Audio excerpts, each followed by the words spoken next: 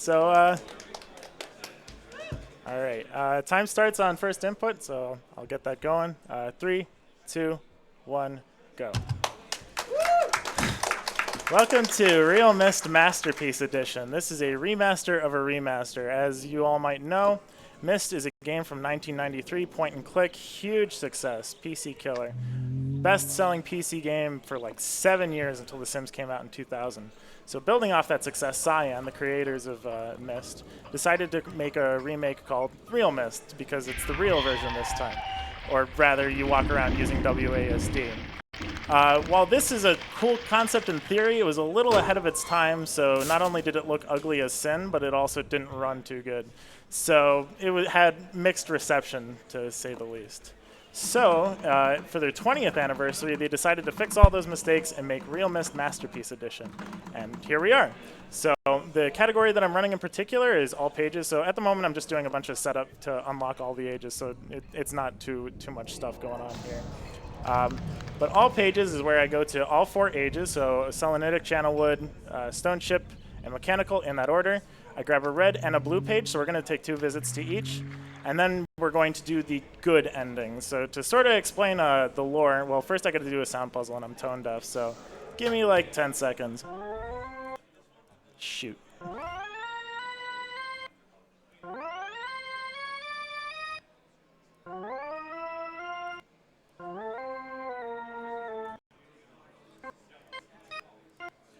Nope.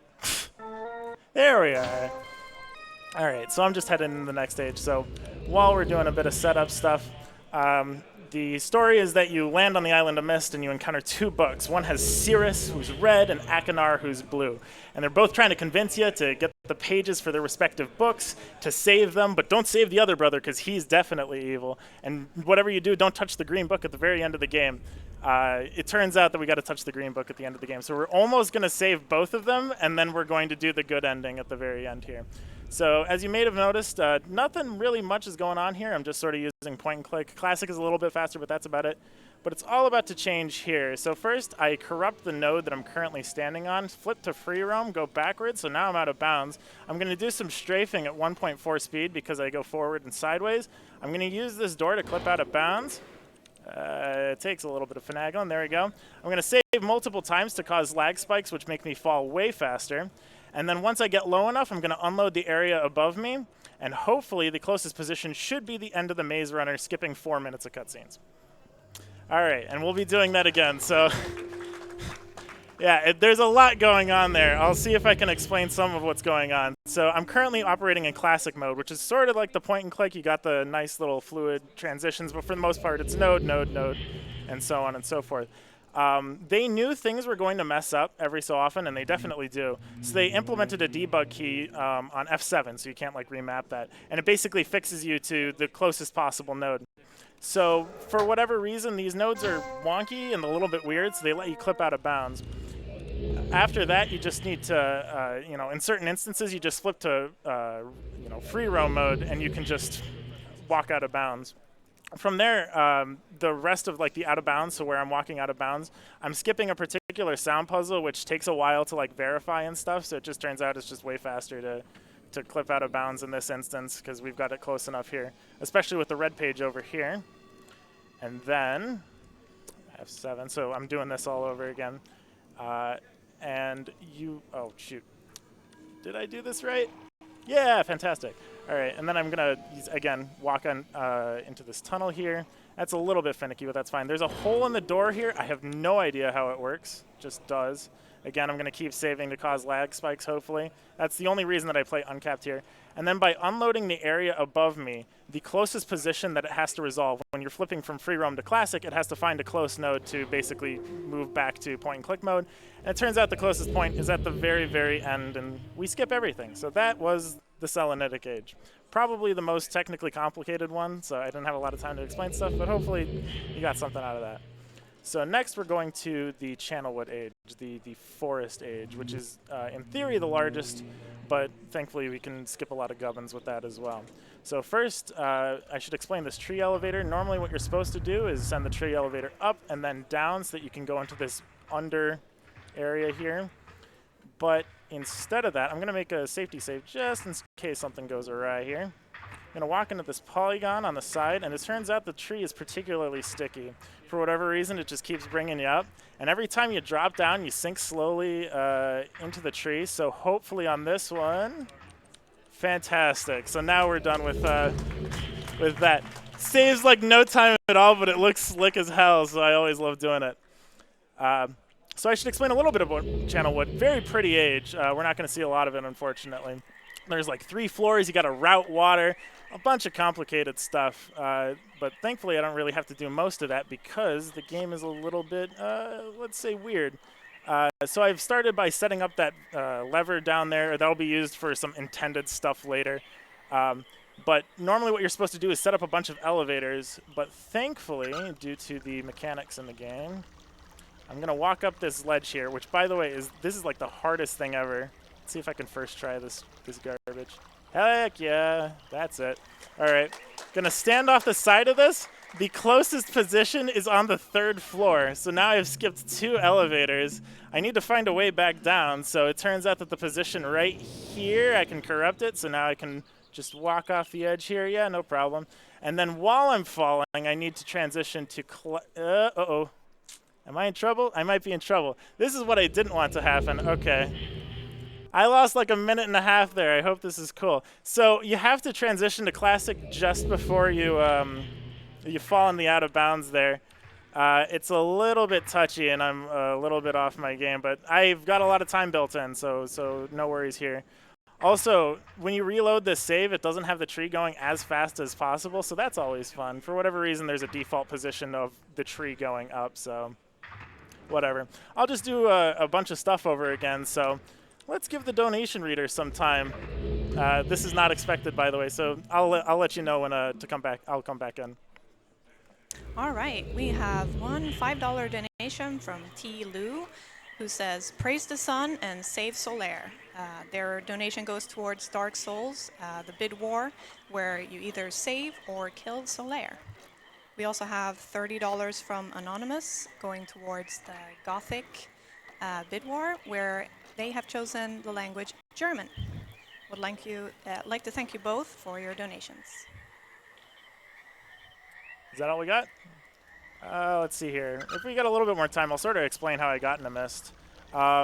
So when I was a kid, I was born in Spokane, Washington, which is where Myst was actually developed. So my parents actually knew about Myst when it first came out and all that. They actually tell me stories about how they used to see people who were working on Myst 2, which it was called at the time. It's now called Riven. So our family always sort of had an obsession with Myst. This beam is giving me hell. So I always knew like the solutions to Myst and stuff like that, but I never really knew about speedrunning. And then I learned that people actually speedran Myst, and it was a sort of fascinating idea. So I decided to try it, and it turned out I was actually pretty good at it. Now this isn't how I imagined Myst back then, but you know, it basically gradually became this as time moved on. Okay, so let's be a little bit more careful here. Yeah, much better. All right, fantastic. All right, we're good. So I made it onto the stairs there because that was the closest position. I just needed to unlock the stairs there because the next way that I'm going to be skipping all the elevator stuff is by first going on the stairs and then getting the red page, Sirius's page. Again, this is a bunch of intended stuff, so this would have been the time that I reserved for donations, but thankfully we already did that. So let's see here. No more donations. Do you want to talk about your sponsor, perhaps? 50 seconds? Yeah, we can talk about our partners. In specific, ViewSonic Elite, who have been very generous with all the screens that we can see on the stream, as well as the Yeti. And to note there is the fact that $5 of every T-shirt goes towards the charity, which is pretty amazing. We also have one donation, actually. It's from Anonymous, $20. You all do a great job. Thank you so much. No, thank you. All right, so that just finishes Akinar's page for Channelwood. So we got to dip back in there again. Thankfully, the tree is up, so I don't have to clip into it or anything. No troubles there. That ends up being relatively boring here. I guess this should explain Sage Glitch because I had a lot of trouble explaining that in practice while I've got the time. So as you notice, every time that I go into a book, there's sort of like a fade out animation. Well, that turns out to be amazing in terms of being able to break this game because we can load a save in that duration. And what happens is you transition to that age, but all the properties of the save are put onto that age. So you can like use the position of a save to transition to an age. And in most instances, it's useless because it's really hard to get those things to line up. But we'll see two instances, one in Stone Ship and one in Mechanical, where we can use that to skip walking or to go out of bounds where we definitely shouldn't go and so on. So the Cirrus route is a little bit different than Akinar. There used to be a time, I don't know, a couple months ago where we would do the exact same thing over on the rocks and it just made the run awful. But it turns out, first things first, this stair set is one of the few things that's faster when going in realMyst. So I walk forward and then to the left and it goes way up. And then I'm going to stick myself into a door up here, and for whatever reason, literally the closest position is vertically above me. So instead of transitioning to like back on the stairs or something, I'm up here now. So another thing is that the position that I used to leave the third floor from Akinar is a little bit far away. So I'm going to do something a little tricky here. Let's pray that I don't fall out of bounds here. You know, just in case, you know what, let's make a safety save. So there's a weird, yeah, fantastic. So boom. All right, we're all good. So that lets us skip having to go down in any sort of serious capacity, and lands us right here. Now I'm staying in realMyst, which might look a little weird. A, because I like to pretend this is GoldenEye, but B, most of the time I'm playing in Classic, right? So it turns out that if I stay in realMyst, I can like be on the edge of this elevator door. Come on. All right, so now this lets me leave the elevator like super early. It saves 5 seconds and it's risky as hell, but it's slick, so I got it. All right, good there. So that seals up Channelwood pretty decently there, and those are the two longest stages. So from here, it's gonna be like a ridiculously short amount of time. The first one is Stone Ship. Stone Ship is like really theoretically interesting because the whole puzzle is that you have to pump out water from 3 different sections. It turns out that due to some interesting things, which we'll see in like a bit, we only need to pump the end section, and we could be underwater for the rest of it, although underwater is not really. I'm going to stay on realMyst so that I can demonstrate this. There's a puzzle in this lighthouse just over here where you're supposed to like pump out water and put air into a chest, or I can pull the generator through the ceiling there and just take the power. So I basically skipped an entire puzzle with no sweat there. I'm going to switch to Classic because it's faster here. The transition is a bit slow, don't worry about that. From here, I'm going to pump out the end section. I'm currently on a timer, but I think I've given myself a lot of leeway. Again, I'm going to walk out of bounds here and quickly. All right, switch to Classic, and then we're going to go. So I'm getting the red page for Stone Ship at the moment, but it turns out that this section isn't pumped out. So I am currently underwater, even though it doesn't look like it, because the way that they implement underwater is literally a one-way invisible wall. So if you can find alternate ways, as I like to call them, into the underwater area, then it's as if there isn't any water to begin with. See, I'm coming out. So that finishes up the red page for Cirrus here. There's a book that comes out of a table. No lore explanation for that. Don't worry about it. And so now for the blue page, I'm going to use that Sage glitch that I talked about earlier that I sort of fit in while I had time, or a save warp or whatever you want to call it. But first, before we get there, it turns out if you walk on the ship too fast, it doesn't load something in time. So you're going to see like me flicker and walk through the floor here. Oh, I need to make a save. Whoops. Give me a second. Nah, it's all chill. Turn. Make a save here. Fantastic. All right. So I'm maybe I fixed it, but for whatever reason, this ship doesn't load fast enough. So I'm going to just open this, and there's going to be water. So I have to F7 to reset my position there. So now I've loaded a save while transitioning, and I'm in somewhere completely weird. I have to flip from free roam to classic, and now I'm underwater. So that basically ties my position to the save, and I can skip having to find alternate ways underwater. So while I've got time, I'm almost done here.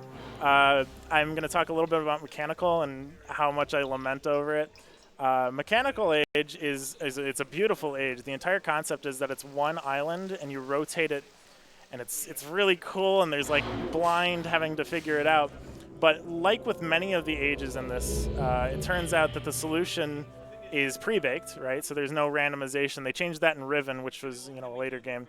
But so there's pre-baked solutions, so I already know what the solution is, and it's at the very beginning. So I basically skip pretty much the coolest age just because they decided to sort of make it loop in on itself. So we'll see that here real quick. So I'm going to do a sage glitch into here first, though.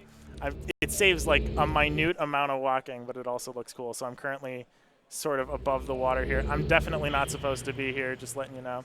All right, so turn around here.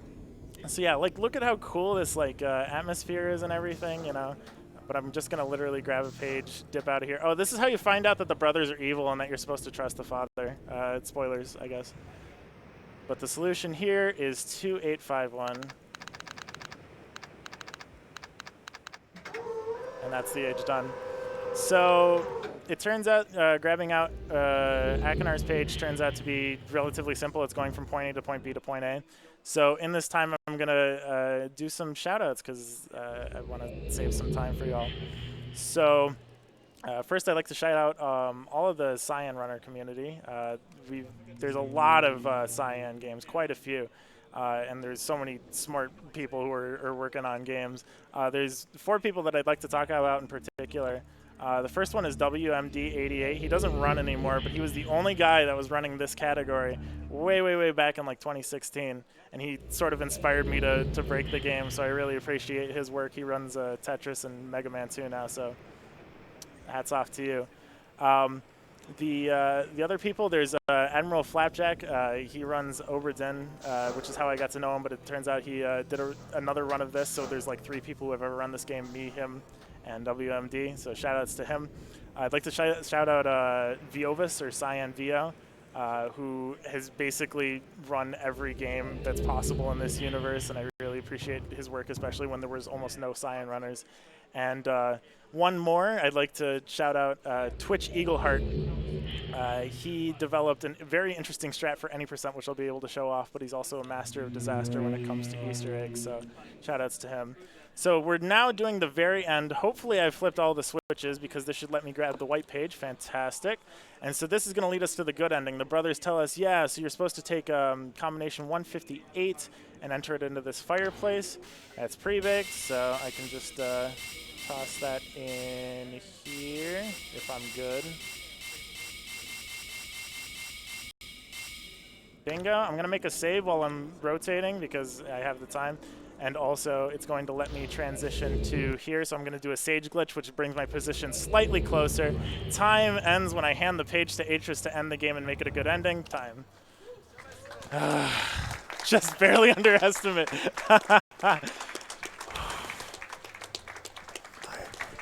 Is it all right if we end with a donation specifically? Oh, sure, yeah. All right, we have $5 from Exodus. Yeah. Who says, hi, Gelly. Are you happy that you don't have to show off rhyme in this run? Oh, thank God, yeah. Glad you're on ESA, man, and thanks to ESA for doing cool stuff. Fantastic. Awesome. Thank you, Exo. Real quick, so I did meet the any percent incentive, right? So my sons have betrayed me. I know what I'm running any percent, right? Yes, sorry. Okay, all right, fantastic. So I have to Alt F4 out of this cutscene because this cutscene, oh no, no.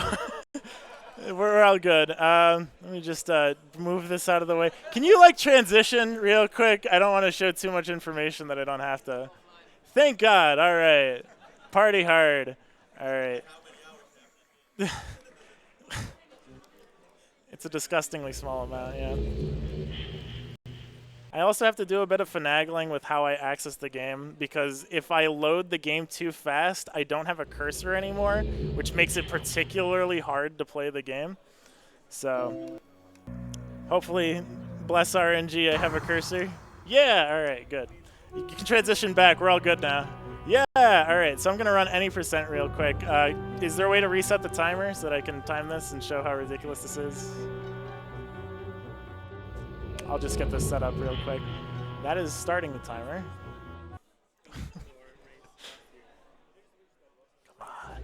I believe. Hey, all right. So I can start in theory. I'm good to go. All right. So time begins on first movement. I'm actually going to start in free roam. So this is going to be hard to move things. I'll do my best. So 3, 2, 1, go. All right. So first I start in a mad strafe. The standard any percent is to turn on and off all the turn on all the switches and get it. But it turns out, shoutouts to Twitch Eagleheart, you can grab a page and you can swap a page through collision. Let me see if I can get this. There we go. The page is now white. So now we have activated basically the good ending here.